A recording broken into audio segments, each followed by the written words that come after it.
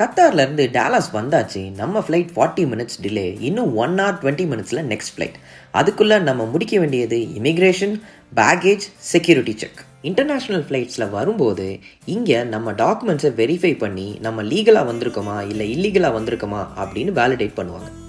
நம்மளோட டெஸ்டினேஷன் வேறு ஸ்டேட்டாக இருந்தாலும் இங்கே லக்கேஜை பிக் பண்ணி கஸ்டம்ஸ் கிளியர் பண்ணணும். இந்த செக்யூரிட்டி செக் அடுத்த டொமஸ்டிக் ஃப்ளைட்டை கேட்ச் பண்ணுறதுக்கு. இந்த ப்ராசஸ்லாம் நம்ம முடிச்சுட்டு போகிறதுக்குள்ளே ஃப்ளைட் கிளம்பிருச்சு. கவலைப்படாதீங்க, நெக்ஸ்ட் ஃப்ளைட்டுக்கு டிக்கெட் தரோம் அப்படின்னு வேற ஒரு டிக்கெட் கொடுத்தாங்க.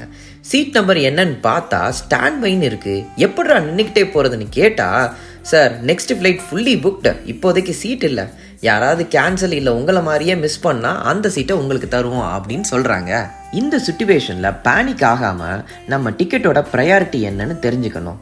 டாப் 3ல இருந்தால் டிக்கெட் கன்ஃபார்ம் ஆகிற சான்ஸ் அதிகம். எங்கள் டிக்கெட் கன்ஃபார்ம் ஆச்சா நெக்ஸ்ட் வீடியோவில் சொல்கிறேன். நீங்கள் ஸ்டாண்ட் பையில் ட்ராவல் பண்ணியிருக்கீங்களா? கமெண்ட்டில் சொல்லுங்கள்.